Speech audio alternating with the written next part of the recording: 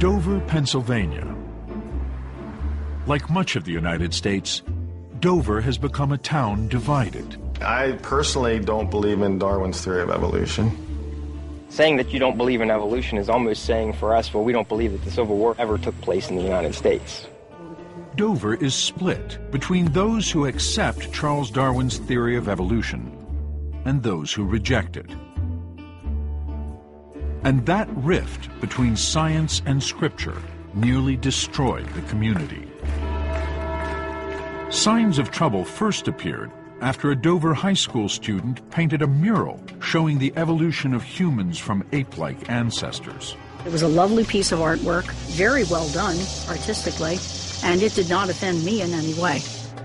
But some in Dover were offended by the idea that humans and apes are related.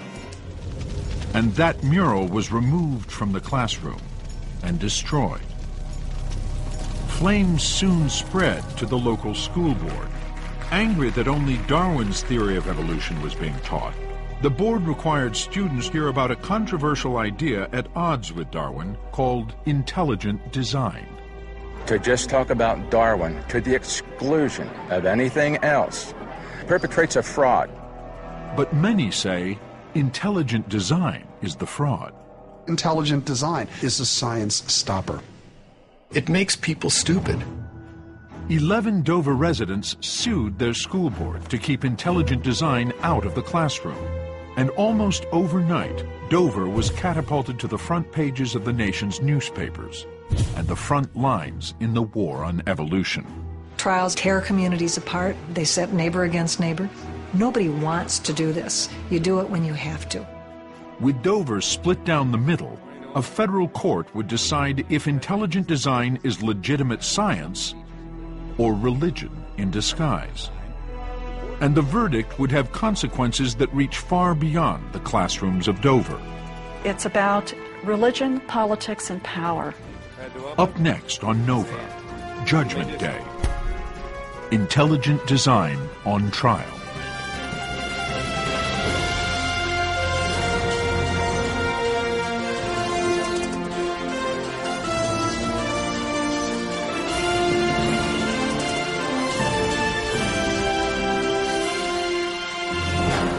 Major funding for NOVA is provided by the following.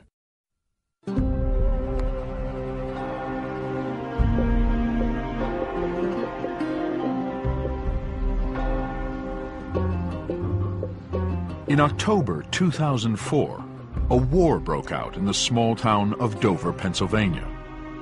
Today, the teachers in a rural Pennsylvania town became the first in the country required to tell students that evolution is not the only theory. It started when the Dover Area School Board passed a policy requiring that its high school science classes include a controversial subject called intelligent design.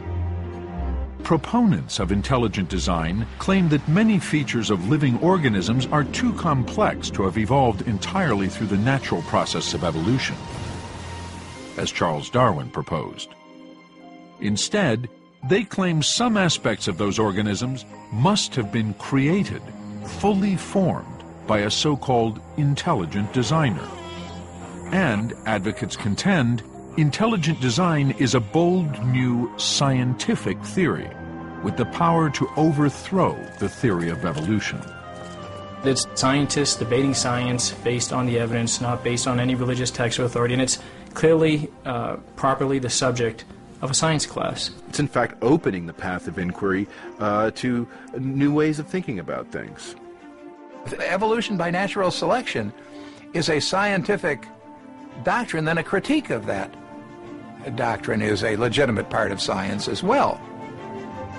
The Dover School Board demanded that science teachers read their students a 1-minute statement claiming that gaps in the theory of evolution exist, and putting forward intelligent design as an alternative. The statement also directed students to an intelligent design textbook called Of Pandas and People that would be made available. But many Dover residents and an overwhelming number of scientists throughout the country were outraged. They say intelligent design is nothing but religion in disguise, the latest front in the war on evolution. The goal of intelligent design is to try to re-Christianize American society. Intelligent design is not anywhere a scientific concept. It's not a field of science. It's not being actively researched by anyone. It's a violation of everything we mean and everything we understand by science. The stage was set for a battle that would pit friend against friend and neighbor against neighbor.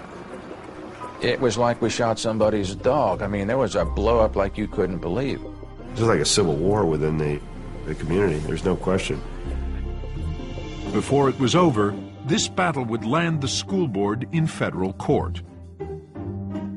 No cameras were allowed in the courtroom, so to bring this historic showdown between evolution and intelligent design to light, Nova has dramatized key scenes from court transcripts. It was a 6-week trial in which modern biology was Exhibit A. And hanging in the balance was not just the Dover biology curriculum. The future of science education in America, the separation of church and state, and the very nature of scientific inquiry were all on trial.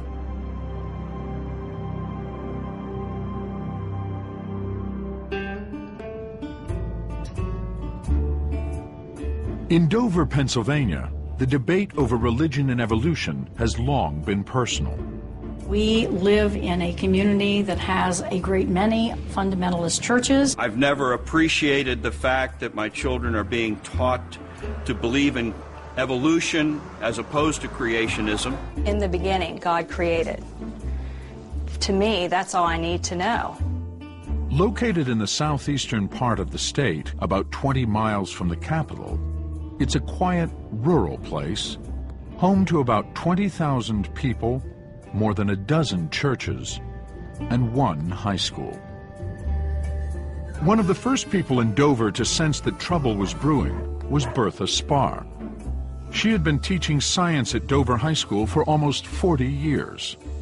In the spring of 2003, she received some disturbing news from the school district's assistant superintendent. He actually came to my classroom one evening after school and said, "Bert, I think I need to give you a heads up. There is a school board member who is talking about equal time, whether it be 50%, but certainly equal time for creationism, and I think you need to be aware of this." That's when the red flag went up. Another science teacher, Brian Ream, heard this too. I had actually laughed at him because I thought that was the funniest thing I'd heard. I mean, creationism was ruled out as public education and science when I was in junior high school. When Bertha Spar asked which school board member was interested in creationism being taught alongside evolution, she was told it was a local businessman named Alan Bonsell, who had recently joined the school board. My family and I have been very blessed here, and I've had family that lived in the Dover area for 100 years, so it was something to give back, and I thought I could help try to make Dover, the school district a better place. When Bonsell had questions about how evolution was taught at Dover High School, Bertha Spar and her biology teachers agreed to meet with him. I had a meeting with some of the science teachers in the high school just to see what they taught or didn't teach in the high school science class. And creationism really didn't come up at that meeting. It was more, how do we teach evolution? And he seemed very satisfied. He was okay with how we taught, and we thought everything was good, and we went on our merry way. If you'll recall, he did enlighten us at that time that he did not, wasn't his belief is that evolution was how things came about. Right, that's correct. He felt the Earth was not much more than 4,000 years old. I personally don't believe in Darwin's theory of evolution. I'm a creationist. I make no bones about that. Creationists, like Bonsell, reject much of modern science in favor of a literal reading of the Bible. They believe the earth is less than 10,000 years old, and that God created everything fully formed, including humans, in just 6 days. Although most mainstream religions made peace with evolution decades ago, many creationists still see evolution as incompatible with their faith. And both creationism and evolution are no strangers to the court. their legal battles stretch back to the famous Scopes monkey trial of 1925. Now, as I told you yesterday, Darwin's theory tells us that man evolved from a lower order of animals. In that case, a high school science teacher in Tennessee named John Scopes was accused of violating state law by teaching evolution. I hereby place you under arrest. Loosely portrayed in the classic film Inherit the Wind, the trial turned into a courtroom showdown between legendary lawyer Clarence Darrow. The defense wishes to place Dr. Keller on the stand so that he can explain to the gentlemen of the jury the exact meaning of the theory of evolution. And three-time presidential candidate William Jennings Bryan. If you had a son, Mr. Sillars, or a daughter, what would you think if that sweet child came home from school and told you that a godless teacher... Scopes was found guilty of teaching evolution and slapped with a mere $100 fine. But the verdict would have a chilling effect on science education throughout the country for the next 3 decades. After the Scopes trial, textbook publishers decided that evolution was just too controversial a subject, and so they just quietly removed it from the textbooks. And for most of that time, the textbook was the curriculum. And so if it wasn't in the textbook, it didn't get taught. The chilling effect of the Scopes trial did not thaw until the 1960s. But as publishers slipped evolution back into their textbooks, creationists fought to teach their views in science class as well. Over the next 30 years, the two sides battled it out in court. The fight culminated in 1987, when the Supreme Court decided that teaching creationism in public school science classes violated the separation of church and state, mandated by the Constitution in the Establishment Clause, which prevents the government from promoting or prohibiting any form of religion.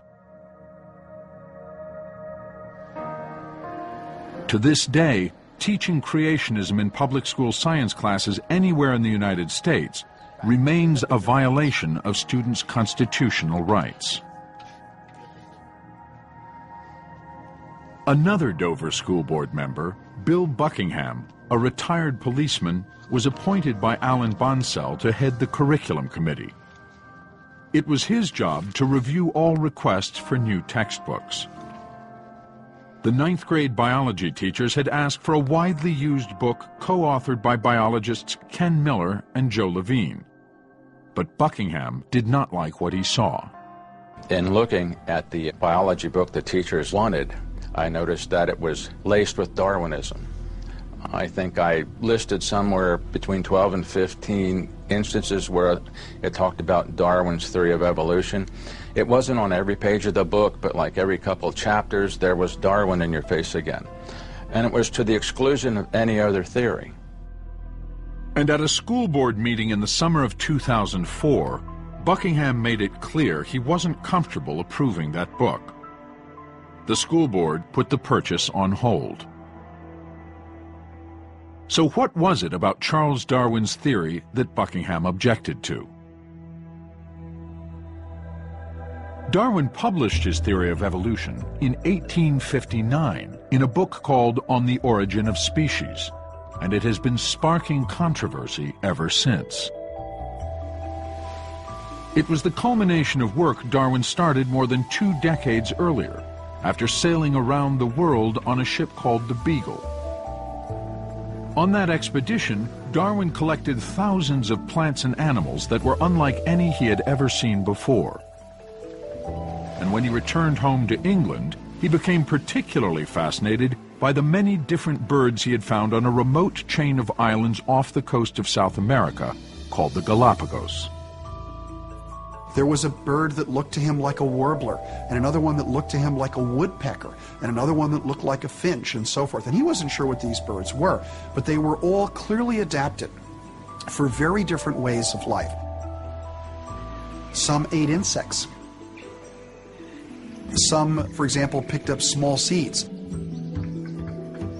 Some could crush the large seeds of certain plants which were found on the Galapagos. So they had different appearances, different beaks, different styles of life. When Darwin asked for help identifying these birds, he was in for a surprise. He was floored, he was stunned to discover that the expert ornithologists in Great Britain told him, they're all finches. That's not a woodpecker, it's a finch. That's not a warbler, it's a finch. But why, in this small chain of islands, had he found finches with such different characteristics? Darwin reasoned that in nature, individual organisms compete for limited resources, like food. If, for example, a bird is born with a slightly larger beak than the other members of the population, that might give it an advantage on an island where large seeds are more common. Over many generations, birds with large beaks would be more likely to survive and reproduce, handing down this advantageous beak shape to greater numbers of offspring than those with smaller beaks. Darwin called this process natural selection because the forces of nature, such as the environment of an individual island in the Galapagos, select those organisms best suited to that environment. And he believed that over time, this could give rise to new species. What Darwin pointed out was a general principle, which is easily observed in nature. Species are not fixed. That with natural selection pushing or pulling or splitting, species can change over time. Darwin thought all the different kinds of plants and animals we see around us today, including humans, could have arisen by this process. He called the gradual evolution of new species from old descent with modification. And he pictured the relatedness of all living things as a great tree of life, with each twig a different species, ultimately springing from a common ancestor. As you follow the family tree farther and farther back, say from our twig, which we're just one twig on this vast tree, what you see is our similarities with apes, and going further down, our similarities with other mammals, further down, our similarities with reptiles, further down, our similarities with amphibians, fish, all the way down to worms and jellyfish and so forth. What you see is a continuity of life on the planet. That is, we're not exceptional in any great degree. We're just a twig on a giant evolutionary tree that includes everything. The common ancestry of all forms of life was one of Darwin's great insights, but he recognized disturbing implications in the idea that humans had evolved from ape-like ancestors. In the eyes of a lot of people, once Charles Darwin had proposed that natural processes could have produced every species on this planet, including us, they felt that took God out of the picture. And about a century and a half later, many people in Dover, like the United States as a whole, agree. One more spider, come spider. To this day, somewhere between a third and half the U.S. population does not accept evolution. I find it personally offensive because I'm a Christian. I believe the Bible is the inerrant Word of God, and that the book of Genesis tells it like it is as to how we came into being. God didn't create monkey and then take man from a monkey. He created man. In Dover, hostility to the theory of evolution had already erupted in vandalism. After a Dover high school student painted a 16-foot mural depicting the evolution of humans from ape-like ancestors. The mural was on display in a science classroom when someone removed it from the school and burned it. Now, as Bill Buckingham continued fighting the purchase of the biology book at school board meetings, the science teachers began to suspect that he had been involved. This idea of man and monkey came into the conversation, and I immediately remember saying to him, does this have anything to do with that mural that disappeared? And that's when he made the remark that he gleefully watched it burn. Right. Sort of under his breath, but we heard what he said. Though Buckingham denied any involvement in the incident, when he reportedly announced he was searching for a biology book that included evolution and creationism, the school board meeting erupted in chaos. Typically, a school board meeting is a very dry thing. A couple of people show up because they have a certain issue they want to discuss. But these meetings would be hundreds of people, and it would be hot, and people would be upset. It was a zoo. It was just an absolute madhouse. Ludicrous, bizarre, there's many adjectives I could use. They were disrespectful to the public, disrespectful to the teachers. They didn't want to listen to anybody. They were just on their own agenda. Sometimes in a democracy, and when you have 9 different personalities together and you have a controversial issue, in the heat of the moment, somebody might say something they wish 10 minutes from now they wouldn't have said. Bring this meeting back to order. The controversy engulfing the school board caught the attention of local newspaper reporters, including Lori Lebo, who grew up in the area. From the first time I heard school board members were talking about creationism, I thought this could become a big issue. I didn't realize how big, but I certainly knew I was intrigued by it. Lebo began reporting on the controversy, but her interest in the issue was not just professional. It was also personal. Lori's father had been the owner of a local radio station, but the oldies format wasn't paying the bills, and the electric company was about to put him off the air.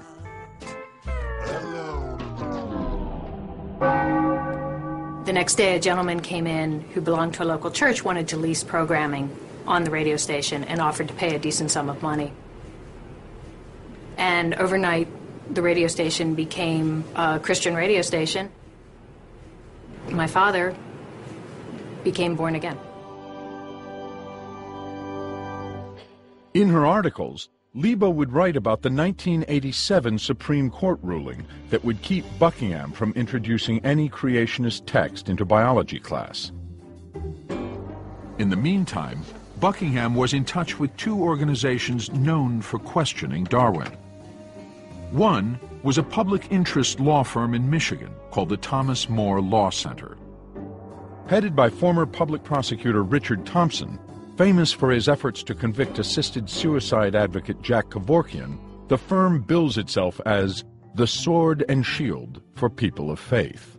Bill Buckingham contacted me as a private citizen and also as someone who was concerned that the biology textbook presented only one side, and he thought there should be other alternative theories involved. And that's when I introduced him to the theory of intelligent design and indicated that I thought that that theory could be taught alongside the theory of evolution and pass constitutional muster. I asked, if there were any reference books out there, and they gave me the title of the book of Pandas and People. He also found a conservative think tank in Seattle named the Discovery Institute, which calls itself the nation's leading intelligent design proponent. They sent Buckingham a DVD and other material on intelligent design. In these materials, Buckingham found a view that did not seem to conflict with his own. For example, according to the book of Pandas and People, intelligent design means that various forms of life began abruptly, through an intelligent agency with their distinctive features already intact. Fish with fins and scales, birds with feathers, beaks, and wings, etc. And in the DVD he got from the Discovery Institute, Buckingham found more support for intelligent design.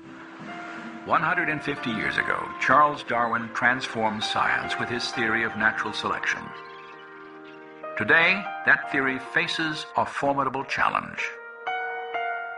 Intelligent design has sparked both discovery and intense debate over the origin of life on Earth.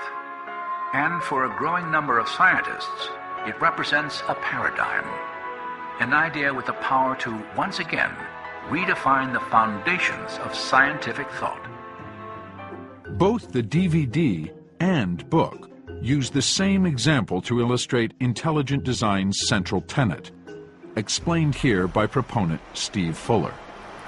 One way to get into the concept of intelligent design is by imagining what it would be like to run across something like this on a beach. John loves Mary. I mean, this is the sort of design that's very unlikely just to have assembled itself just from sand blowing randomly over even a very long period of time. Rather, it shows a sign of some sort of intelligence that's behind it. And just as those words on the beach are clearly the product of an intelligent being, the claim is that some aspects of life itself must be the product of a designer. Intelligent design, in my way of thinking, states that life is too complex to happen at random, that there had to be a designer, something to shape how things went, so to speak. In the book of Genesis, the designer would be God. But in the materials Buckingham received, God is never mentioned. The designer is called an intelligent cause or intelligent agent.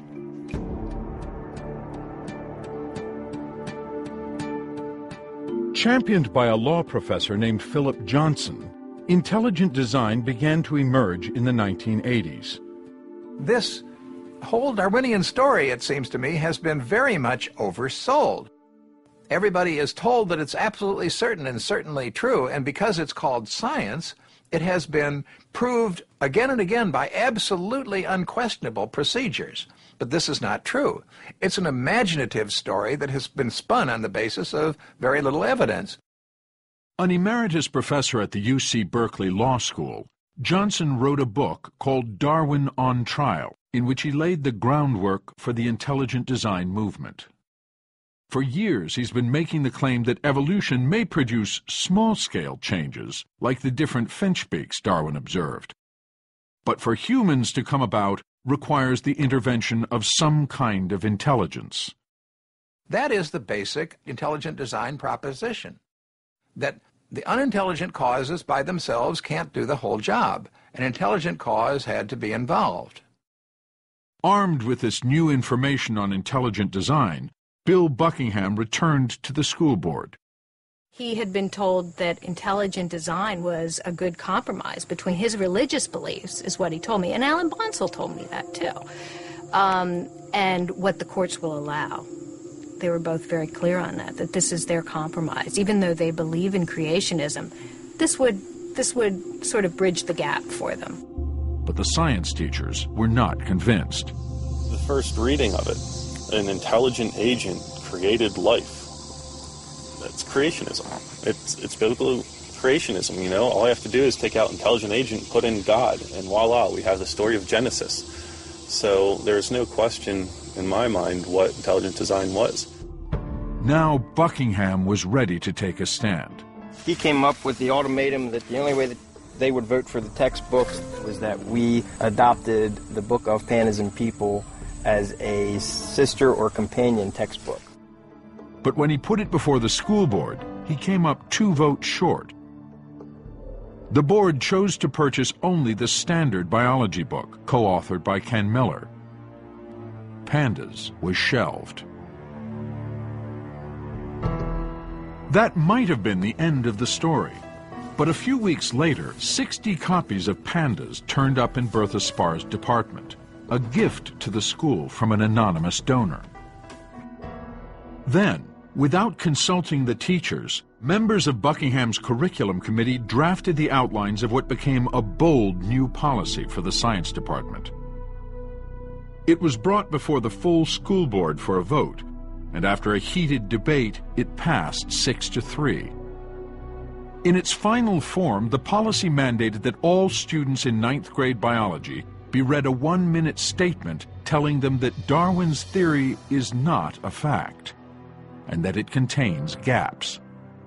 Suggesting intelligent design as an alternative, it directed students to the 60 copies of Pandas that would be available as a reference. The school board members who voted against Buckingham's proposal resigned in protest.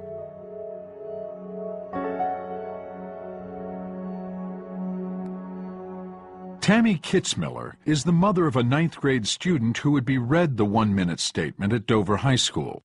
She called the ACLU to see what could be done. I just didn't agree with what they were doing. I did not like how they were trying to mix religion and science. We had parents, we had students, we had teachers, all calling us and saying, hey, there's a problem here, can you help us? And we said, sure, we'll help you. On December 14, 2004, 11 parents of Dover school students, including Tammy Kitzmiller and Brian and Christy Ream, filed a lawsuit in federal court in Pennsylvania, alleging the Dover School Board was violating their constitutional rights by introducing religion into science class. They would be represented by the ACLU, which had joined forces with the organization Americans United for Separation of Church and State, and Philadelphia law firm Pepper Hamilton. Eric said at the time, "This is the case I've been waiting for my entire career." The school board would be represented by the Thomas More Law Center, the firm that had told Bill Buckingham about the Pandas book. A court date was set, and as depositions were being taken, the science teachers took a stand of their own against reading the intelligent design statement. We stepped up and said, we're not going to read it. We met together and agreed that as a unit, we would stand together. I mean, I have principles and standards of my own, and there was no way that I was going to go into a science classroom of mine and make a statement about this so-called intelligent design, knowing full well that it was not science. They notified the board of their refusal in a memo that proclaimed, "Intelligent design is not science. Intelligent design is not biology. Intelligent design is not an accepted scientific theory."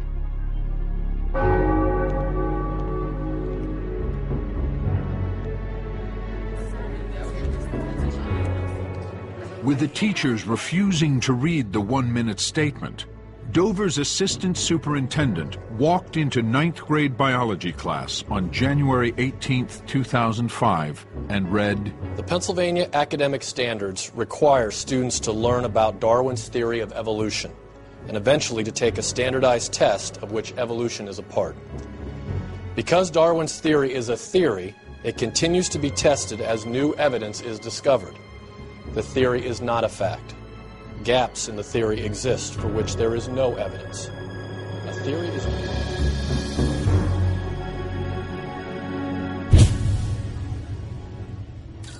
On September 26, 2005, almost exactly a year after the school board passed the intelligent design policy, 6 weeks of testimony in the case of Kitzmiller versus Dover Area School District got underway in federal court in Harrisburg, Pennsylvania. Good morning to all of you. Are you prepared to open? Yes, I am. You may do so. My co-counsel and I represent 11 parents who are challenging the Dover Area District School Board's change to its biology curriculum. Dover School Board members announced their interest in the topic of evolution in starkly religious terms. They looked for a book that could provide a religious alternative to evolution. And they found one here, in Of Pandas and People. They did everything you would do if you wanted to incorporate a religious topic in a science class, and cared nothing about its scientific validity. Patrick Gillen, Your Honor, on behalf of the defendants in this action, the Dover Area School District and its Board of Directors. The board believed that intelligent design was not creationism. They knew what that was, the book of Genesis. They believed it was a legitimate educational goal to make the students aware of the existence of another scientific theory. Defendants' experts will show this court that intelligent design theory is science. It is not religion. This expert testimony will also demonstrate that making students aware of gaps and problems in evolutionary theory is good science education. It's good liberal education.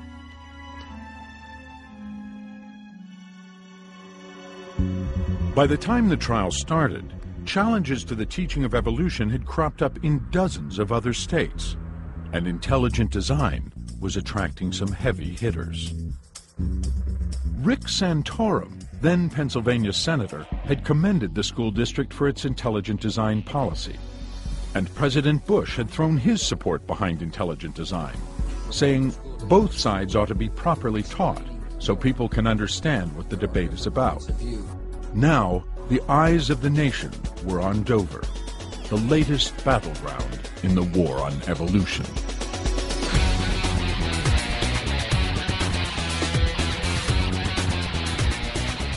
Yeah, I don't want to sound melodramatic, but I actually think very important things were at stake. One is the future of science education in this country. If a school board could do this, what would prevent them from doing more things like this in other classes, presenting pseudoscience or pseudomath or pseudohistory in promotion of one particular religious view? It's wrong. Does science education have to be so narrow, so technical, so deferential to the existing paradigm that we can't even introduce students to what may be the next great theory? Presiding over the case would be Judge John E. Jones III. I could never have imagined in August of 2002, when I took my seat, that I would be presiding over a case that would attract literally worldwide attention. Jones had been recommended for his position on the bench by Senator Santorum and appointed by George W. Bush. Before becoming a judge, Jones was head of Pennsylvania's Liquor Control Board, where he banned the sale of Bad Frog beer because it showed a cartoon frog making an offensive gesture. Initially, you find out you've got a judge that's been appointed by President Bush who has come out himself in favor of intelligent design. That makes you a little nervous. Members of the defense, however, were optimistic about their chances in Jones's courtroom. What the Dover School Board had done, they weren't requiring that intelligent design be taught, and they weren't removing evolution from the classroom. So it seemed to me this was pretty modest, and so I did think it had a pretty good chance, if it was printed properly, of being accepted. We didn't have to show that, one theory was better than the other, merely that it was a credible theory and that the students would gain something by understanding the controversy surrounding the theory of evolution and the origin of species. The parents who opposed intelligent design, or plaintiffs, had launched the lawsuit, so the burden of proof was on them. And because the parents were asking for the teaching of intelligent design to be halted, an order that only a judge can render, there would be no jury. Instead, the jury box was packed with reporters and writers from around the globe, including one with a surprising connection to the case. I think of myself as being a sort of living disproof of evolution, because my great-great-grandfather was Charles Darwin, who was obviously wrote one of the most important books of the last 2,000 years, and I'm a screenwriter. This is not evolution, in the right direction. To win, the plaintiff's lawyers would have to show the judge that the Dover School Board's one-minute statement promoted religion, or that board members had religious motivation. In addition, both sides asked the judge to rule on a fundamental question: is intelligent design science or not? In order to show that intelligent design is not science, we had to talk about, well, what is science? For help, the plaintiffs turned to researcher Nick Motzke and his colleagues at an organization called the National Center for Science Education, which tracks challenges to evolution in public schools. The last time any lawyer took biology was probably in 9th grade, and I spent months and months on email at meetings explaining science, explaining evolution to the lawyers. To make their case before a judge who had no particular scientific training, the lawyers for the parents assembled a team of expert witnesses. And as their first witness, they called biologist Ken Miller, co-author of the textbook that Bill Buckingham had called Laced with Darwinism. Dr. Miller, what is evolution? Most biologists would describe evolution as the process of change over time that characterizes the natural history of life on this planet. And what was Darwin's contribution to evolution? Darwin pointed out that there's a struggle for existence, whether we like to admit it or not. He realized that those organisms that had the characteristics that suited them best in that struggle, those were the ones that would hand those characteristics down to the next generation. And that therefore the average characteristics of a population could change in one direction or another, and they could change quite dramatically. And that's the essential idea of natural selection. Starting with Ken Miller, the plaintiffs walked Judge Jones through the conflict at the heart of this case. Miller testified how Darwin's theory pictures the history of life as a tree, with species gradually evolving into others over millions of years, producing new branches and twigs, a process that gives rise to all the variety of life, from bacteria to Darwin's finches to ourselves. But intelligent design takes a different view, as the movement's own literature shows. Intelligent design teaches a history of life in which organisms appear abruptly, are unrelated, and linked only by their designer. What's really being advocated is the idea that organisms poofed into existence through the miraculous act of an intelligent designer, i.e. God. That's the view that intelligent design promotes. So how can scientists be so sure Darwin's tree accurately represents the history of life on Earth? As it turned out, the latest in a large body of evidence to refute intelligent design and support evolution was coming to light just as this case was unfolding.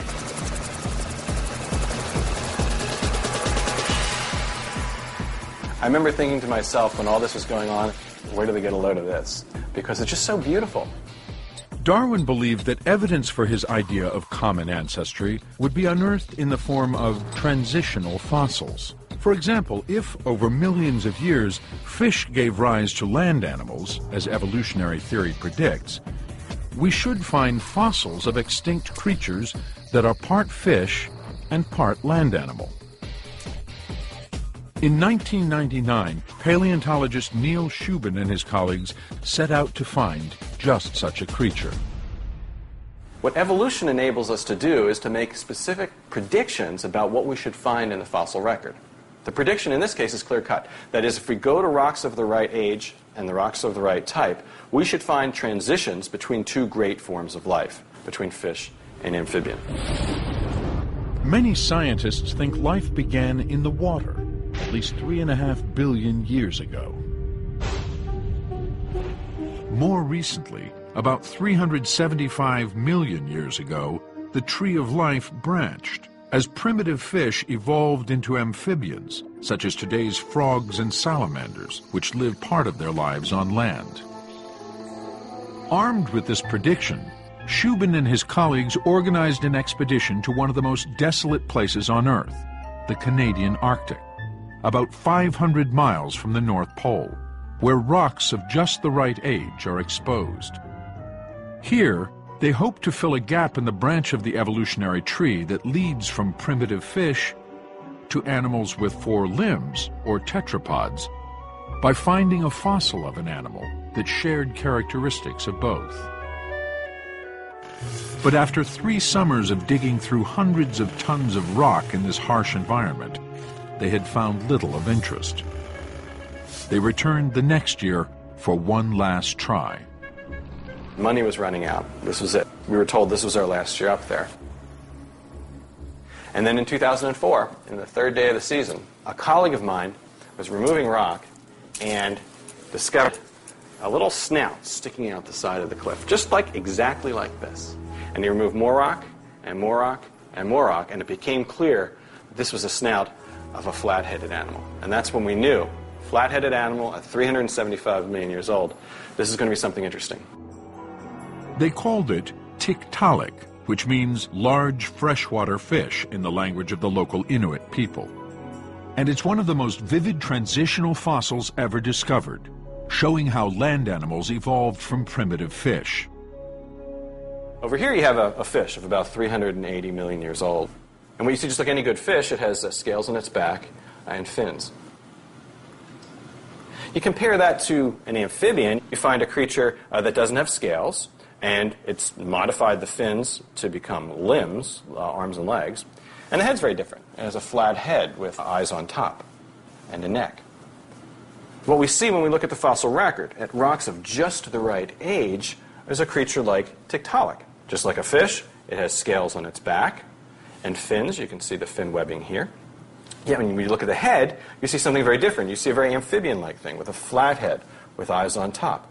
It gets even better when we take the fin apart When we look inside the fin, as in this cast here, what you'll see it as bones that compare to our shoulder, elbow, even parts of wrist, bone for bone. So you have a fish at just the right time in the history of life that has characteristics of amphibians and primitive fish. It's a mix. And just as evolutionary theory predicts, Tiktaalik suggests a tree of life, with one species giving rise to another over millions of years. The discovery of Tiktaalik was still being written up at the time of the trial, so it couldn't be used as evidence. But Shubin's colleague, paleontologist Kevin Padian, showed the judge examples of other fossils with transitional features that support Darwin's tree of life. My testimony in the trial was basically taking a day and showing the judge how we do our work and what the evidence is. How dinosaurs evolved into birds, as seen in creatures like Archaeopteryx, which has a long tail and teeth like a dinosaur, but feathers just like a modern bird. How ancestors of modern reptiles evolved into creatures now extinct that share a common ancestor with mammals. And how surprisingly whales evolved from large land animals that returned to the water. And where the pandas book says we can't go from A to B, there are no fossils and we don't know how to study them. Actually, we've gone from A to B and to C, D, E, F, and G. We have the fossils, we have the transitional features, we have the ways of analyzing them with many different lines of evidence, and we're looking for the picture that accounts for the most lines of objective evidence. With each fossil, Padian refuted Panda's claim that different life forms appear suddenly by showing how fossils of extinct organisms bridge the gaps between species, resulting in a picture of gradual evolution, just as Darwin proposed. The reporters in the courtroom were just amazed that we knew all this stuff, and how come they hadn't learned about this stuff before? And the reason is, it's not in textbooks because the creationists fight so hard to keep it out. That's been a big influence.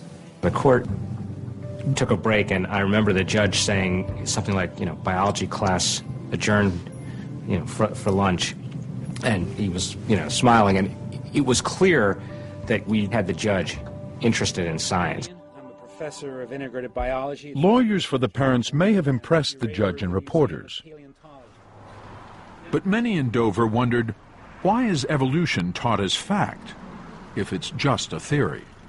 Maybe Darwinism is the prevalent theory out there today, but it is a theory. It isn't a law of science. It isn't, a fact. It is a theory. We just wanted alternative views talked about too. We weren't saying don't talk about Darwin. Talk about Darwin. It's a theory, but that's what it is. It's not Darwin's law. It's not Darwin's fact. It's Darwin's theory. To say it's just a theory is really a bit insulting to science, because it holds, in science, the theory holds more weight than just a fact does. And here I think the term theory needs to be looked at in the way that scientists consider it. A theory is not something we think of in the middle of the night after too much coffee and not enough sleep. That's an idea. A theory in science means a large body of information that's withstood a lot of testing. It probably consists of a number of different hypotheses and many different lines of evidence. Gravitation is a theory that's unlikely to be falsified, even if we saw something fall up. It might make us wonder, but we try to figure out what was happening rather than immediately just dismiss gravitation. Facts are just the minutiae of science. By themselves, they can be right or wrong. But a theory is something that's been tested and tested over and over again, built on, revised. It continues to be reworked and revised. Dr. Miller, would you agree that Darwin's theory of evolution is not an absolute truth? Well, I certainly would, for the very simple reason that no theory in science, no theory is ever regarded as absolute truth. We don't regard atomic theory as truth. We don't regard the germ theory of disease as truth. We don't regard the theory of friction as truth. We regard all of these theories as well-supported, testable explanations that provide natural explanations for natural phenomena. Should we regard Darwin's theory of evolution as tentative? we should regard all scientific explanations as being tentative, and that includes the theory of evolution. Science is about discovering the unknown, what we don't know. I don't focus on what we know as a scientist. I want to find new things that tell me about what I don't know. As the plaintiffs testified, that quest to investigate the unknown has led to the discovery of some of the strongest evidence for evolution. Darwin was convinced that species evolve over time through natural selection acting on inherited traits. But he had no idea how those traits arose, or how they were passed from generation to generation. When 20th century scientists discovered the role DNA plays in heredity, they founded a new science called genetics that put Darwin's theory to the test. Virtually every cell in every living thing contains chromosomes, which are made of densely packed strands of DNA that function as a blueprint of the individual organism's characteristics. During reproduction, chromosomes from each parent replicate and shuffle their parts to produce new chromosomes. Then each parent passes chromosomes to offspring. But the process is imperfect. Along the way, DNA is subject to random mutations or mistakes, giving each offspring its own unique blueprint. Sometimes this produces characteristics in offspring that are benign. Other times it produces harmful characteristics, like a misshapen wing. But occasionally, the process gives rise to a beneficial trait. For example, a butterfly whose coloration mimics another species that tastes bad to birds. About 100 years after Darwin proposed that natural selection acts on new traits appearing in a population, genetics revealed the biological mechanism that gives rise to those traits in the first place. And therefore you could say that when modern genetics came into being, everything in Darwin's theory was at risk, could have been overturned if it turned out that genetics contradicted the essential elements of evolutionary theory. But it didn't contradict them. It confirmed them in great detail. And as Miller would testify, a genetics paper published less than a year before the trial had confirmed what has long been the most inflammatory part of Darwin's theory: the common ancestry of humans and apes. That paper explored a curious discrepancy in our chromosomes. The cells of all great apes, like chimpanzees, gorillas, and orangutans, contain 24 pairs of chromosomes. If humans share a common ancestor with apes, you'd expect us to have the same number. But surprisingly, human cells contain only 23 pairs. The question is, if evolution is right about this common ancestry idea, where'd the chromosome go? Well, evolution makes a testable prediction. And that is that somewhere in the human genome, we ought to be able to find a piece of Scotch tape holding two chromosomes together, so that our 24 pairs, two of them were pasted together to form just 23. And if we can't find that, then the hypothesis of common ancestry is wrong and evolution is mistaken. Next slide. To solve this riddle for the court, Miller would show how scientists discovered traces of our evolutionary past buried in the very structure of a chromosome carried by all humans.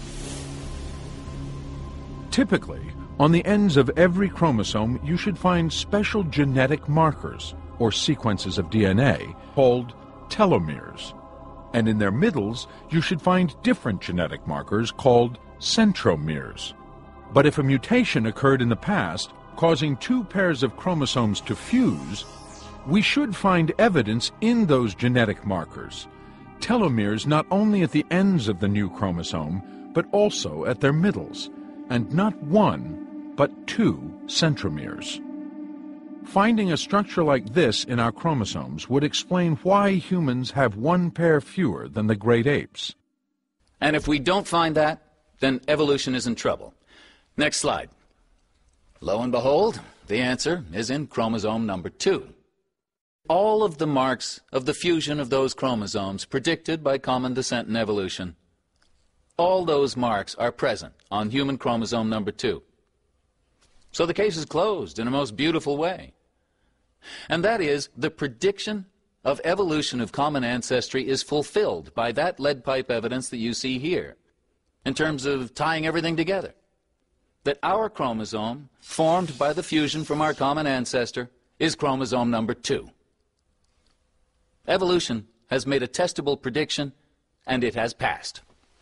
So, modern genetics and molecular biology actually support evolutionary theory? They support it in great detail.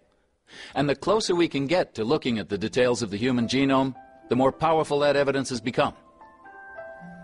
Darwin didn't even know about molecular biology and DNA, yet that's where some of the most profound evidence is being uncovered today. Think about that. That somebody in the 1800s made predictions that are being confirmed in molecular biology labs today. That's a very profound statement of a very successful theory. Not a single observation, not a single experimental result has ever emerged in 150 years that contradicts the general outlines of the theory of evolution.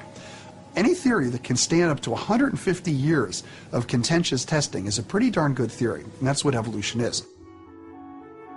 And the deep understanding of evolution, as proposed by Darwin, has with genetics unlocked many of the secrets of life. It's an explanatory framework within which all the rest of biology fits. Right? It's something that we use in practical biological applications. Medicine, agriculture, industry. When you're getting a flu vaccine, that really depended upon evolutionary knowledge. In many, many specific ways, evolution makes a practical difference. It's not just something that happened in the past, evolution's happening now. So if evolution has stood up to all this scrutiny, what about intelligent design? Does it play by the same rules? If you invoke a non-natural cause, a spirit force or something like that in your research, I have no way to test it. So, supernatural causation is not considered part of science? Yeah. I hesitate to beg the patience of the court with this, but being a Boston Red Sox fan, I can't resist it. One might say, for example, that the reason the Boston Red Sox were able to come back from 3 games down against the New York Yankees was because God was tired of George Steinbrenner and wanted the Red Sox to win. In my part of the country, you'd be surprised how many people think that's a perfectly reasonable explanation for what happened last year. And you know what? It could be true. But it certainly wouldn't be science. It's not scientific. And it's certainly not something we can test. The fundamental problem with intelligent design is that you can't use it to explain the natural world. It's essentially a negative argument. It says evolution doesn't work, therefore the designer did it. Evolution doesn't work, therefore we win by default. But when you ask them, what does intelligent design tell you about nature? Does it tell you what the designer did? Does it tell you what the designer used to design something with? Does it tell you what purpose the designer had for designing something? Does it tell you when the designer did it? Why the designer did it? It doesn't tell you anything like that. Basically, it's a negative argument, and you can't build a science on a negative argument. After 3 weeks of testimony on the nature of science, the evidence for evolution, and the failings of intelligent design, the plaintiffs had presented their case. To watch the whole thing, you got an education in what evolution was, where evolution stands as a theory now in the 21st century. If you concentrated, you would get sucked into this thing, and the day would go by, and you'd come out and you'd think, that was amazing what I heard here. And these eloquent people, you know, with these incredible educations, and it was fantastic. The plaintiffs' attorneys had put on an amazing case. But there was this idea, especially among those who weren't sitting in the trial every day, that when the defense started, you know, then we'll see some pretty interesting stuff, too, on the other side. The question now was, could the defense prove that intelligent design is a scientific theory? What evidence could they muster to support this claim?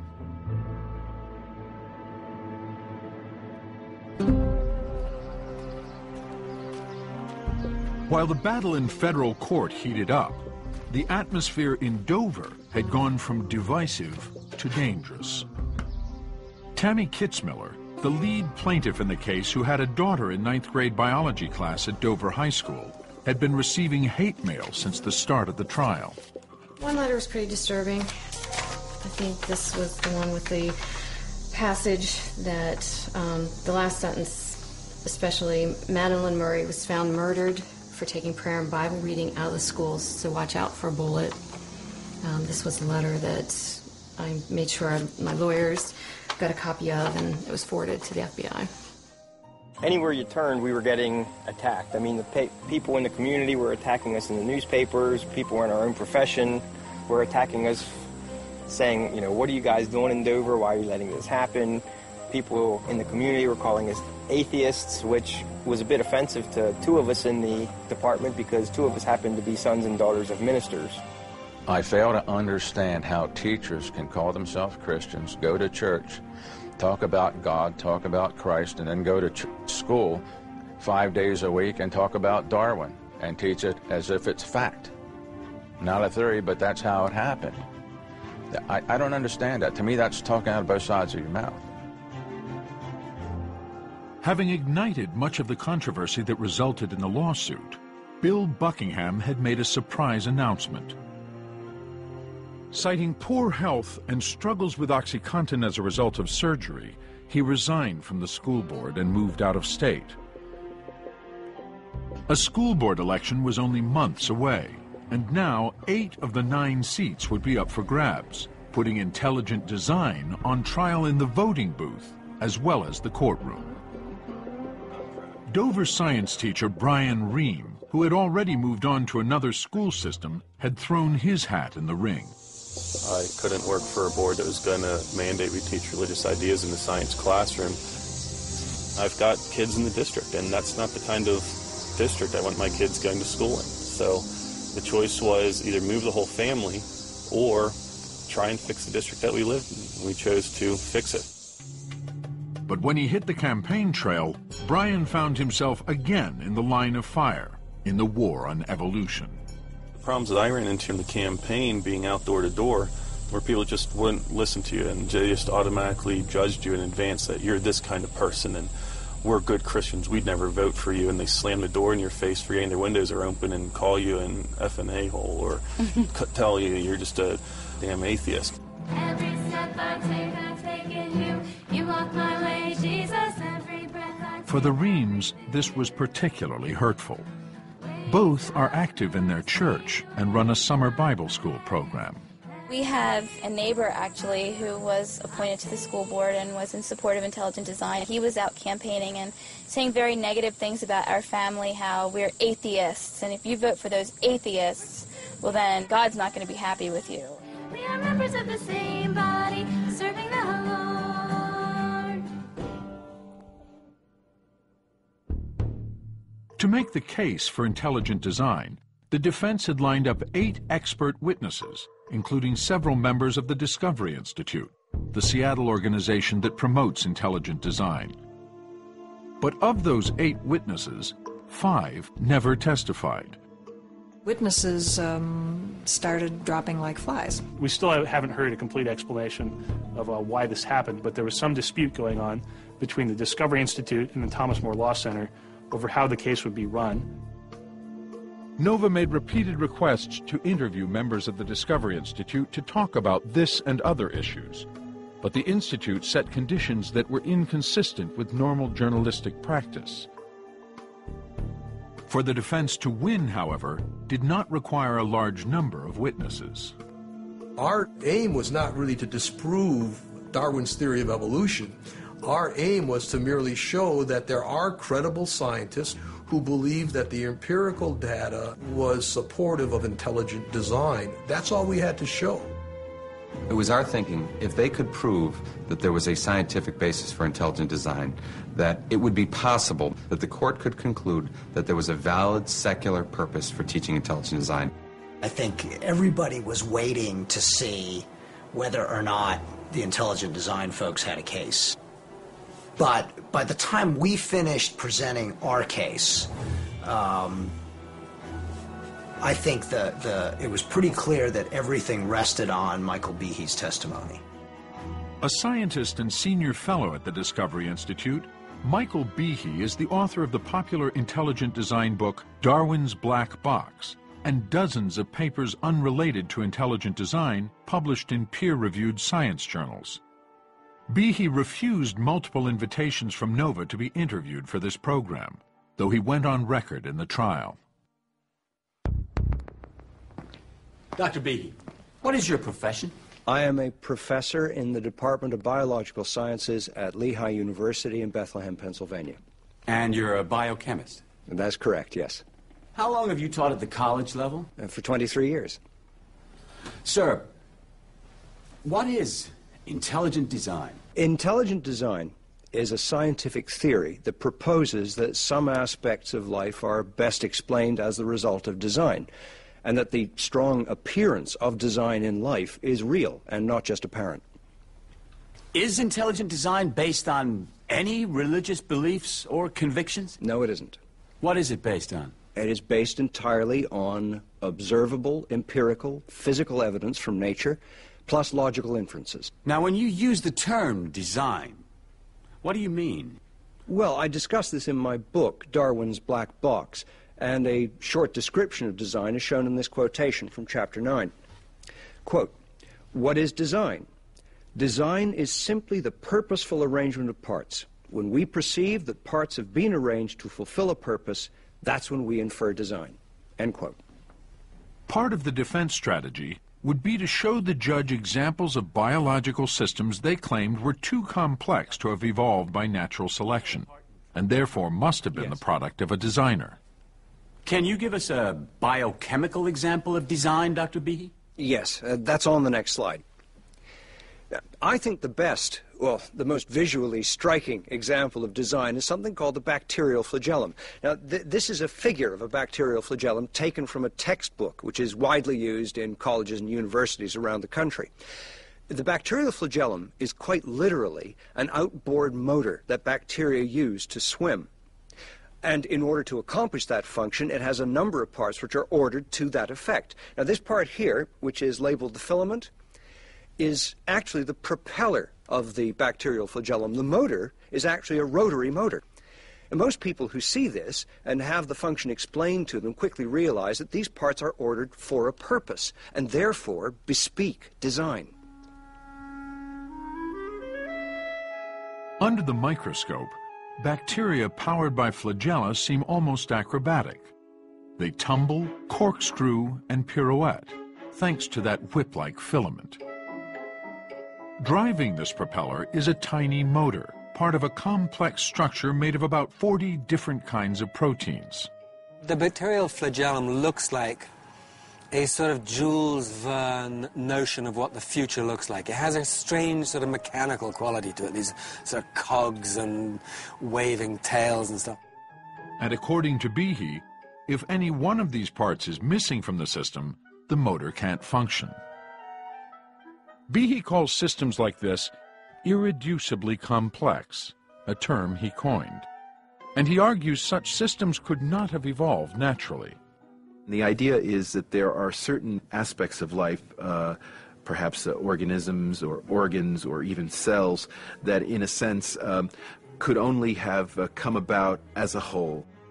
In other words, it was very unlikely they could have come about through just a kind of contingent combination of parts over even millions or billions of years, but rather in a sense had to be created whole cloth all together at once, because everything fits together so well that to remove one part the thing wouldn't function.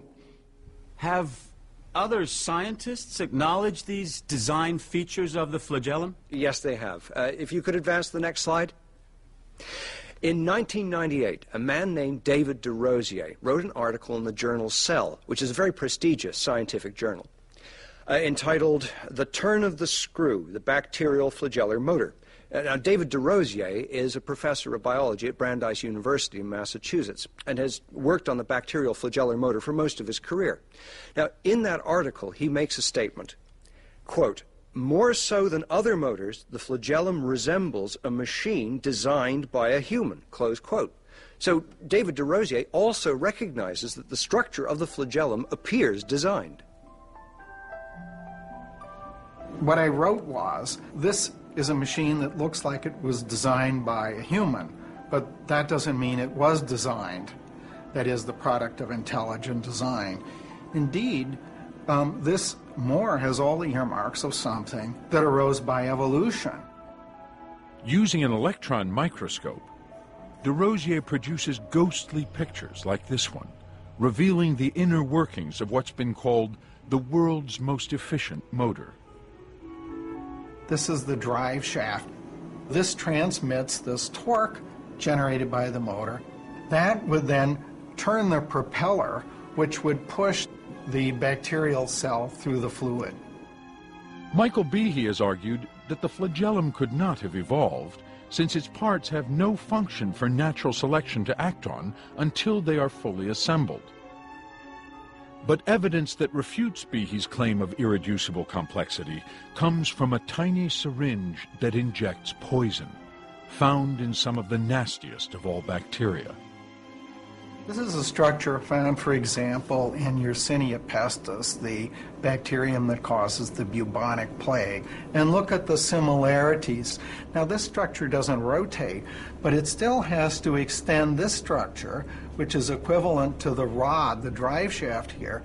It has to extend that because it needs this little channel. It's like sort of like a syringe.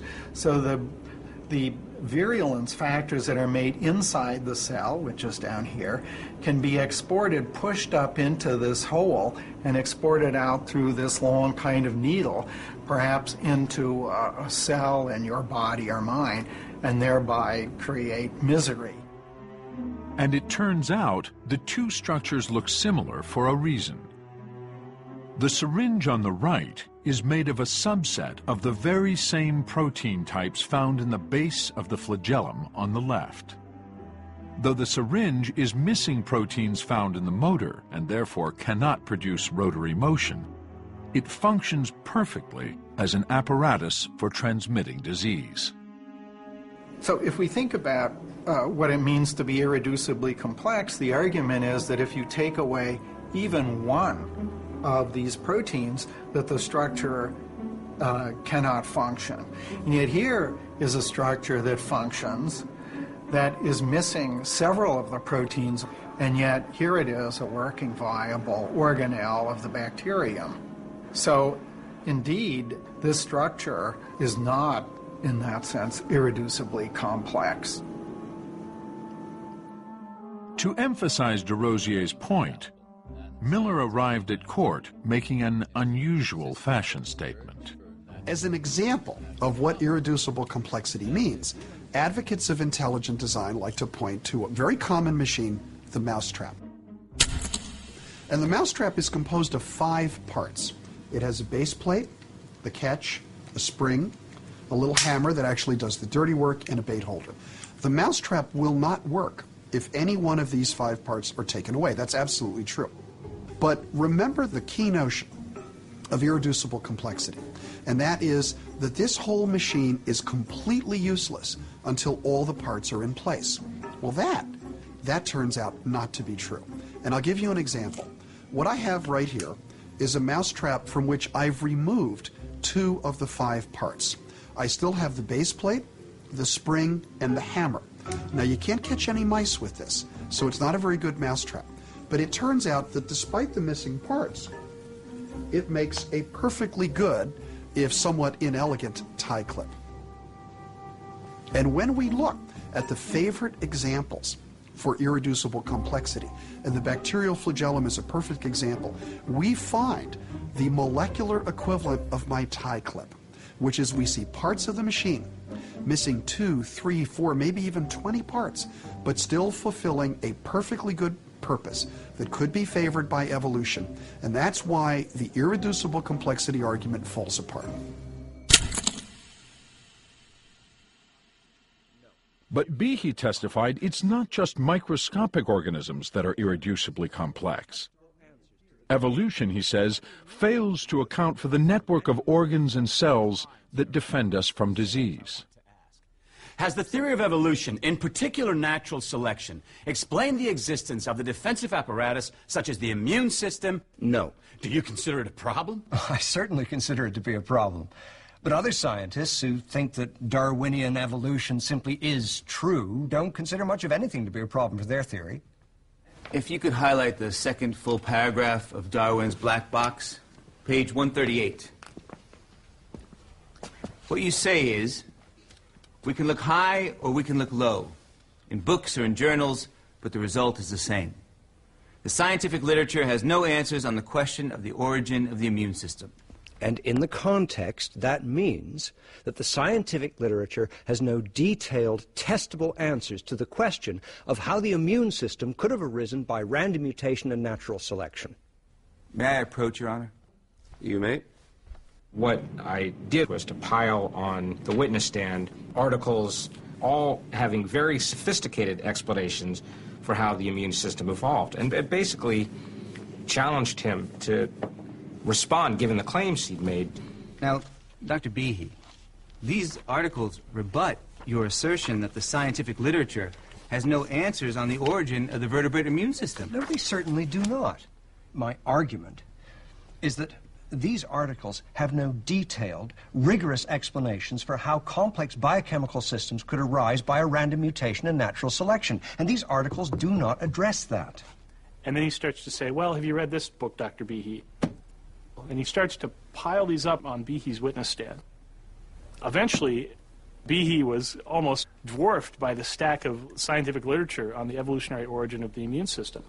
All these hard-working scientists published article after article over years and years, chapters and books, full books, addressing the question of how the vertebrate immune system evolved. But none of them are satisfactory to you. That's a lawyer's trick. Purely a lawyer's trick. Now, was Michael Behe going to read every one of those books before he responded? It was totally theatrics. Mr. Rothschild, would you like your books back? They're heavy. The defense case included 3 expert witnesses. And on the last day of testimony, the final defense witness told the court about a creature that by now was familiar to everyone. I'm Dr. Scott A. Minnick. I'm an associate professor at the University of Idaho in microbiology. Dr. Minnick, can you give us an example of design at the molecular level? This is a bacterial flagellum. This is a system I work with. We've seen that. I know. You're going to see a little more of it, Your Honor. I kind of feel like Zsa Zsa's 5th husband here, As the old adage goes, I know what to do, I just can't make it exciting. But I'll try. Now, you specialize your focus and research on the flagellum, is that correct? That's correct, yeah. And you've done experiments on the flagellum. I have. And you've written peer-reviewed articles on it. Yes. Now, Dr. Minnick, a complaint that's often brought up, and plaintiffs' experts have brought it up in this case, is that intelligent design is not testable. It's not falsifiable. Would you agree with that claim? No, I don't. I have a quote here from Mike Behe. In fact, intelligent design is open to direct experimental rebuttal. To falsify such a claim, a scientist could go into the laboratory, place a bacterial species lacking a flagellum under some selective pressure, for motility, say, grow it for 10,000 generations and see if a flagellum or any equally complex system was produced. If that happened, my claims would be neatly disproven. Is that an experiment that you would do? I think about it. I'd be intrigued to do it. I wouldn't expect it to work, but that's my bias.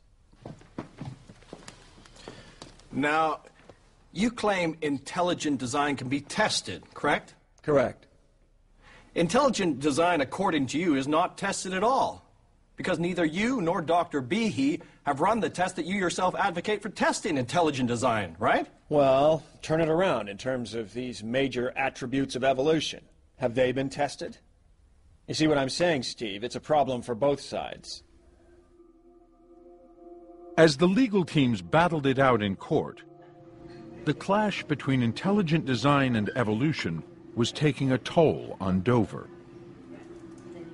Local newspaper reporter Lori Lebo sat through every day of testimony, and the conflict began to drive a wedge between Lori and her father. He believed that God really should be in science class. He did not believe in science. And he was all worried about me, and because I believed in evolution. And he said, you know, well, do you really believe that we came from monkeys? I'm like, at that point I was pretty burnt out from the trial, and I didn't really have the patience that I probably should have had with him. And I just said, yeah, I mean, you know, yeah, I do believe in evolution, Dad. You know. And so we'd fight every morning. If you believe in heaven and hell and you believe you have to be saved, nothing else could possibly matter. Not the First Amendment, not science, not rational debate. All that matters is that you're going to be rejoined with the people you love most on this earth. Teaching the traditional evolutionary Darwinian concept that man evolved from lower or forms of life, that's almost a slap in my face. That takes the dignity away from humanity as far as I'm concerned. What gives dignity to man is that every one of us are made in the image of God. He is the creator, and he created the world with intention and with design. It upsets me deeply that now in our educational system we are indoctrinating our young people to think differently about humanity. I've never made a secret of the fact that I'm a Roman Catholic, and a long tradition of scholarship in the Catholic Church has argued that truth is one, that science and religion should ultimately be in harmony. But that doesn't make faith a scientific proposition. I think, as many religious people do, that faith and reason are both gifts from God. And if God is real, then faith and reason should complement each other rather than being in conflict.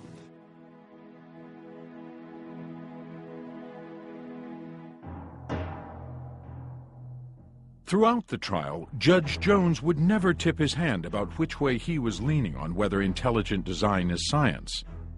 But science was not the only issue before the court. The climax of the trial would be the judge's ruling on a question stemming from a different line of evidence. When they introduced intelligent design into the classroom, were members of the Dover School Board motivated by religion?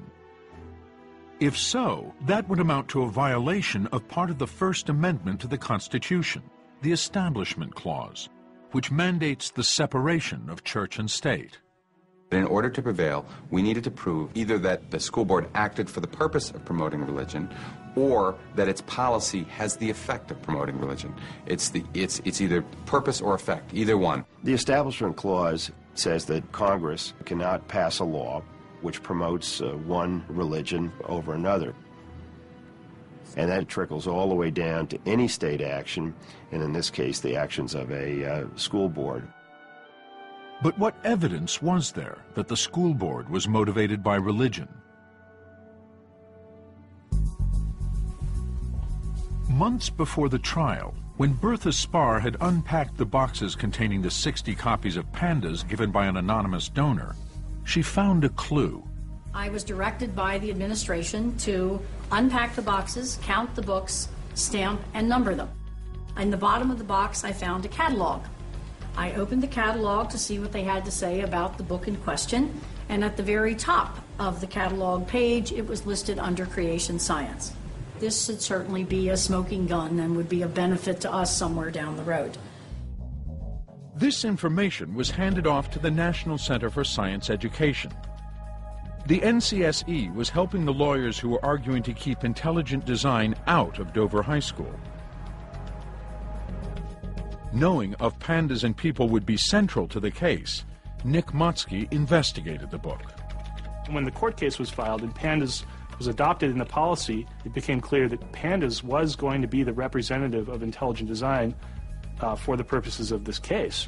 And so the history of that book became important, the arguments it made became important, and we undertook to dissect these various aspects in preparation for the case. Motzke dug into Pandas, examining it page by page, and scouring the internet to see what he could unearth about its history. Rummaging through the NCSE archives one day, Motzke came across a creationist student newspaper from 1981.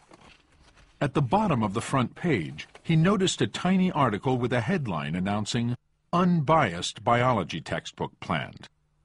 And that article mentioned that a man named Charles Thaxton, now a fellow at the Discovery Institute, was working on a book that would present both evolution and creation. The academic editor was Charles Thaxton, who was the editor of the Pandas book. So it was clear that that ad was referring to the Pandas project. What was interesting is that it talked about the book being about creation and evolution instead of the later terms intelligent design and evolution. If they could show Pandas started out as a creationist book, that would suggest intelligent design is simply creationism repackaged, and therefore inherently religious. Motzky emailed this information to Eric Rothschild, who immediately issued a subpoena to the publisher of Pandas for any drafts the book went through before printing. In a few months, they received 2 boxes of material. The lawyers sent them to Barbara Forrest, a philosophy professor and author who has been tracking intelligent design for years. She was scheduled to testify in the trial. Oh my goodness, those 2 boxes contained about 7,000 pieces of paper. And I had to sit down with those documents and just start flipping through them, which is what I did, day and night. After much digging, she hit pay dirt. Buried in these documents were 2 drafts of Pandas straddling the 1987 case of Edwards versus Aguilard, in which the Supreme Court ruled it unconstitutional to teach creationism in public school science class. One draft was written before the case, and the other revised just after. In the first 1987 draft, which is the pre-Edwards draft, the definition of creation reads this way. Creation means that various forms of life began abruptly through the agency of an intelligent creator with their distinctive features already intact, fish with fins and scales, birds with feathers, beaks and wings, etc. The same definition in this draft, after the Edwards decision, reads this way. Intelligent design means that various forms of life began abruptly through an intelligent agency with their distinctive features already intact, fish with fins and scales, birds with feathers, beaks, etc. Same definition, just one is worded in terms of creationism, the other one worded in terms of intelligent design. Everyone said intelligent design is creationism relabeled. Never in our wildest dreams, though, did we think that this would actually be recorded in paper in a way that could be documented in a court case. And that became probably our best single piece of evidence at trial. Barbara Forrest's testimony would make a strong case that the Dover School Board was thrusting religion into the classroom.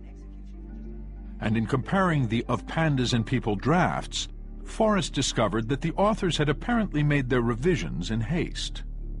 In cleansing this manuscript, they failed to replace every word properly. I found the word creationists, and instead of replacing the entire word, they just kind of did this and got design proponents with the C in front and the ISTS in the back from the original word. So the correct term for this transitional form is co-design proponentists.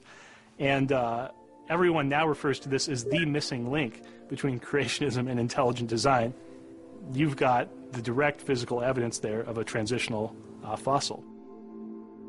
Barbara Forrest's testimony not only traced the creationist lineage of pandas. Citing a Christian magazine's interview, Forrest let one of the intelligent design movement's own leaders, Paul Nelson, speak for himself. The question he was asked was, is intelligent design just a critique of evolutionary theory, or does it offer something more? Does it offer something that humankind needs to know? And this is his answer, quote, easily the biggest challenge facing the ID community is to develop a full-fledged theory of biological design. We don't have such a theory right now, and that's a real problem. Without a theory, it's very hard to know where to direct your research focus. Right now, we've got a bag of powerful intuitions and a handful of notions, such as irreducible complexity, but as yet, no general theory of biological design, end quote. The evidence she brought into that courtroom really exposed the hypocrisy of the intelligent design movement in a way that's irrefutable. She used their own language, things that they had written and said, to show that they themselves knew that this isn't science. And on the stand, Michael Behe was asked how he would define science. Dr. Behe, using your definition, intelligent design is a scientific theory, correct? Yes. Under the same definition, astrology is a scientific theory, using your definition, correct? Using my definition, a scientific theory is a proposed explanation which focuses or points to observable physical data and logical inferences. There are many things throughout the history of science which we now think to be incorrect, which would fit that definition. Yes, astrology is in fact one. So is the ether theory of the propagation of light, and many other theories as well. The ether theory of light has been discarded. That is correct. But you are clear. Under your definition, the definition that sweeps in intelligent design, astrology is also a scientific theory. Yes, that's correct. When you loosen the rules around what is science and permit the supernatural, permit deities, you are really destroying what makes science so vitally important to the progress that our civilization has witnessed over the last 400 or 500 years. You're going back before the scientific revolution. And, that's a pretty scary thing.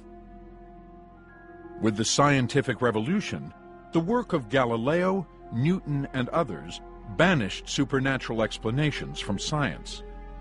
But some think the supernatural still has its place. At the very beginning of genetics, the idea of there being a hereditary factor that somehow was responsible for the traits that we have, but one couldn't quite identify what the factor was, that was also initially regarded as supernatural as well. So it's not that supernaturalism hasn't been part of science. In fact, it has been, and it's often led to very fruitful results. And it seems that the evolutionists want to, in a way, ignore or marginalize that very important part of the history. But Barbara Forrest testified that the intelligent design movement's goals are not entirely scientific, and are spelled out in a secret Discovery Institute document that had surfaced on the Internet. Their goals are listed quite clearly in the Wedge document. It's their strategy document that they drew up about 9 years ago in 1998. Their goal is to completely overthrow all of the effects of evolution on society, which they think are uniformly negative. This document states that they want to completely change American culture back to what they believe is its properly religious foundation. They want every area of life to be governed by their particular religious preferences, and they're very clear about that in this document. According to the Wedge document, Darwin portrayed humans not as moral and spiritual beings, but as animals, leading people to abandon objective moral standards. The document lays out an ambitious agenda to overthrow this legacy. To see intelligent design theory as the dominant perspective in science, and to see design theory permeate our religious, cultural, moral, and political life. Though not written by Philip Johnson, the Wedge document is an outgrowth of a broader policy he conceived called the Wedge Strategy. I know it can be made to sound like something sinister and conspiratorial, but the Wedge Strategy, as I've explained it, is quite simple and innocent. When you use a wedge to split a log, you start with the sharp edge of the wedge. My job is to be the sharp edge of the wedge, to use my academic credentials and legal abilities to get some hearing for the proposition that there really is something fundamentally wrong with the Darwinian story. But I can't answer all the questions that arise. And so we need other people to form the thick edge of the wedge to take on the questions that do require scientific expertise. With Michael Behe and others forming the wide end of the wedge, Johnson hopes the wedge strategy will overturn what he sees as the negative effects of a century and a half of Darwin's theory. The Darwinian story, when it became accepted, had a huge cultural impact. And if that story were discredited, then the cultural impact would be reversed, and there would be cultural changes in the other direction as well. There is something outrageous about such a huge body of evidence being put together, then being confirmed in all kinds of other scientific disciplines, particularly genetics, and having other people just sort of deny it for reasons that have nothing to do with truth. And this became apparent during the trial. And then you began to look towards the judge and think, how is this guy going to get out of this? Because here he is, he is a Republican, he's been appointed by George W. Bush, who has said that he thinks the jury is out on evolution and both theories should be taught. And you began to think, what is this poor guy going to do? Whatever the motivations of the Discovery Institute, the intelligent design movement, or the authors of the book Of Pandas and People, Judge Jones would need to focus on the motivation of the Dover Area School Board. Mr. Buckingham, I'd like to show you what has been identified as Exhibit P145. You'll need to look at your monitor. The book that was presented to me for biology was laced with Darwinism from the beginning to the end. William Buckingham is head of the curriculum committee for the Dover School District. He's also a board member. He strongly believes creationism needs to be taught in the classroom. My opinion that it's okay to teach Darwin, but you have to balance it with something else, such as creationism. This was back in the very early days of the intelligent design thing. And don't you know, I could not think of the words intelligent design. I just couldn't. The camera's rolling, so I say creationism. In hindsight, I should have said nothing at all, but I said creationism. I was like a deer caught in the headlights of a car, and I misspoke. Pure and simple. I made a human mistake. Freudian slip, right, Mr. Buckingham? I wouldn't say a Freudian slip. I would say a human mistake. And it was not Buckingham's only mistake. Both Buckingham and Bonsell had sworn in their depositions that they did not know who donated the 60 copies of Pandas to the high school. But by the time Buckingham took the witness stand, a different story emerged. I stood up in front of our church one Sunday morning. We had to come up with, I think it was like $1,100 to buy these books. I said, I'm not asking anybody for a dime. I'm not telling you I want anything. But we believe in the power of prayer, not church. I said, just pray that the money comes in. Buckingham's prayers were answered with donations from members of the church. So I deposited the money in our personal checking account my wife and I have, and I wrote a check to be passed on to whoever's going to buy the books. It was my understanding at that time that a businessman in the community had agreed to take the money and buy the books and donate them to the school. That time I didn't know who it was. But at the trial, Buckingham admitted he had given that check to Alan Bonsell, and that the unknown businessman who bought the books had been Alan Bonsell's father. This contradicted statements Bill Buckingham and Alan Bonsell had originally made in their sworn depositions. Lying under oath is a serious crime. We impeached the president about it. And people go to jail for it all the time. It seemed to us that there was testimony that demonstrated clear inconsistency. I can't see into their hearts and know, the extent of the falsehood, but I do know that when we asked questions that should have elicited that information, and they didn't provide that information. It was almost like this weird feeling that, when you've watched a nature show and you know that the gazelle's about to get it from the lion, I remember actually thinking, oh God, Judge Jones is going to kill Alan Bonsell. I can't look. And then Judge Jones, his face had gotten bright red at this point, and he goes, you tell me why you didn't say where that money came from to buy Of Pandas and People. And Alan Bonsall finally, under Judge Jones's grilling, started to get a little nervous, and he started flapping his hands, and he started stammering, and he completely had lost this self-assured composure that he had earlier. And finally he just said, well, I misspoke.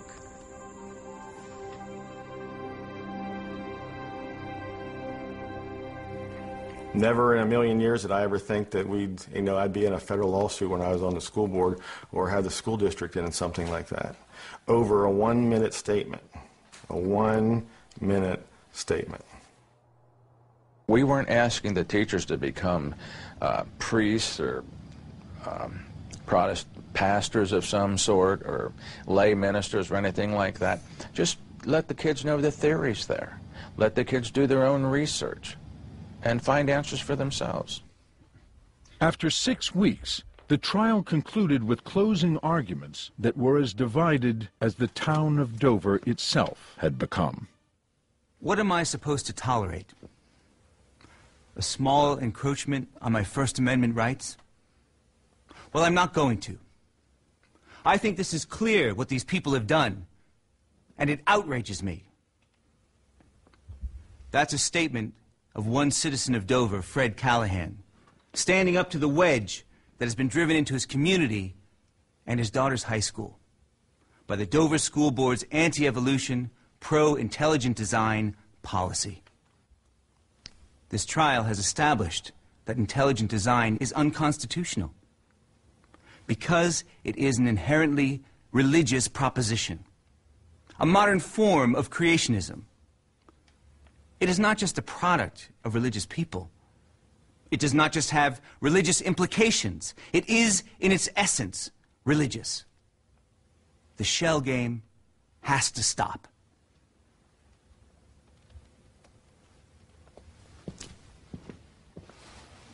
In sum, Your Honor, I respectfully submit that the evidence of record shows that the plaintiffs have failed to prove that the primary purpose or primary effect of the reading of a 4-paragraph statement on intelligent design, explaining that it's an explanation for the origins of life different from Darwin's theory, letting the students know there are books in the library on this subject, does not, by any reasonable measure, threaten the harm which the Establishment Clause of the First Amendment to the United States Constitution prohibits. But instead, the evidence shows that the defendant's policy has the primary purpose and primary effect of advancing science education by making the students aware of a new scientific theory, one which may well open a fascinating prospect to a new scientific paradigm.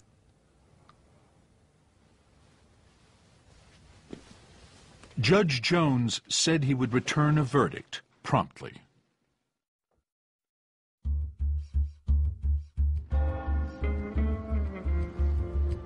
Four days after the trial ended, Dover residents rendered their own verdict on intelligent design with a huge turnout for the school board election. By a narrow margin, the people of Dover cleaned house. All 8 of the 9 seats up for election went to anti-intelligent design candidates, including plaintiff and former Dover science teacher Brian Ream.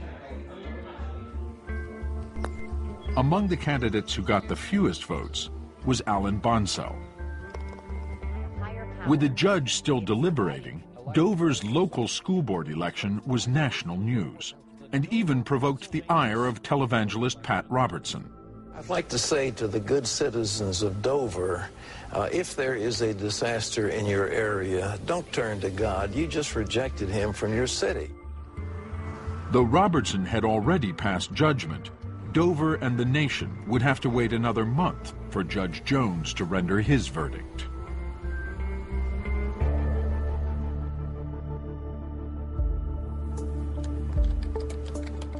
On December 20th, 2005, Jones sent out his opinion by email.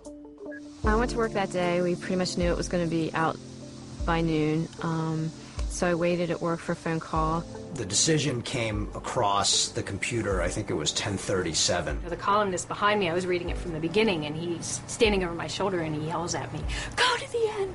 Go to the end!" I remember Mrs. Spar, Bertha Spar, knocking on my door and interrupting my class. The 139-page opinion ruled that intelligent design is not science. Finding it had been introduced for religious reasons, Judge Jones decided it was unconstitutional to teach intelligent design in Dover science classes. Both defendants and many of the leading proponents of intelligent design make a bedrock assumption which is utterly false. Their presupposition is that evolutionary theory is antithetical to a belief in the existence of a supreme being and to religion in general. To be sure, Darwin's theory of evolution is imperfect. However, the fact that a scientific theory cannot yet render an explanation on every point should not be used as a pretext to thrust an untestable alternative hypothesis grounded in religion into the science classroom or to misrepresent well-established scientific propositions. The citizens of the Dover area were poorly served by the members of the board who voted for the intelligent design policy. Citing what he called the breathtaking inanity of the school board's decision, he found that several members had lied to cover their tracks and disguise the real purpose behind the intelligent design policy. The crushing weight of the evidence indicates that the board set out to get creationism into science classrooms, and intelligent design was simply the vehicle that they utilized to do that. Jones recommended to the U.S. attorney that he investigate bringing perjury charges against Buckingham and Bonsell for lying under oath. And the overwhelming evidence at trial, he said, established that intelligent design is a religious view, a mere relabeling of creationism, and not a scientific theory. In an era where we're trying to cure cancer, where we're trying to prevent pandemics, where we're trying to keep science and math education on the cutting edge in the United States, to introduce and teach bad science to 9th grade students makes very little sense to me. You know, garbage in, garbage out, and it doesn't benefit any of us who benefit daily from scientific discoveries. The school district was permanently forbidden to teach intelligent design in its science curriculum. The administration was ordered to pay the plaintiffs' legal fees, totaling more than $1 million. And the election of a new school board opposed to intelligent design meant no appeal of the ruling would be mounted. In the wake of the trial, Time magazine named Judge Jones one of the 100 most influential people of the year. But not everyone was so pleased with the judge's decision. To put it bluntly, I think he's a jackass. I think he went to clown college instead of law school, or else he went to law school and slept during the Constitution classes, because his decision doesn't jive with the law. I think he should be on a bench, but it ought to be in a center ring of Ringling Brothers Circus. It's disgusting. It makes me feel sad. We as a board were trying to make Dover the best school district it could be. Yeah, that was our goal. At least mine was. We were trying to take it up to make it the best. I think, first of all, you have to say we had a fair trial. I'm just disturbed about the extent of his opinion, that it went way beyond what he should have gone into deciding matters of science. The Discovery Institute was also displeased. Soon after the decision, the Institute published a 123-page book distancing itself from the case and criticizing the ruling as judicial activism with a vengeance. The verdict turned out to be more controversial than Judge Jones had imagined. Following the trial, he received death threats. Jones and his family had to be placed under round-the-clock protection. I could never have imagined that I would receive threats to my person in an Establishment Clause case, but that's what happened in the Dover case.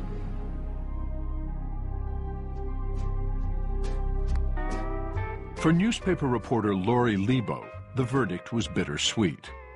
Her father passed away just 9 days after the judge's decision. They had never reconciled their differences, though Lori remains a strong supporter of evolution. Recently, her family took over management of her father's radio station, and Lori began hosting a weekly show. Evening, folks. We're going to listen to some Johnny Cash now. I talk to Jesus every day. In the end, though, there is probably one thing everyone in the case can agree on. The issue is certainly not over. One of the things that we've learned is that the opponents of evolution are persistent and resilient, and they're still out there. I had thought at one point that we would make a breakthrough on this issue and change the scientific community in my lifetime. Now I'm somewhat sobered by the force of the counterattack that we have received. I see that it's going to be a longer process than that. I think history tells us that there is an enduring disagreement and dispute in the United States as it relates to evolution. By no means did my decision put a capstone on that, and that will proceed for generations, I suspect.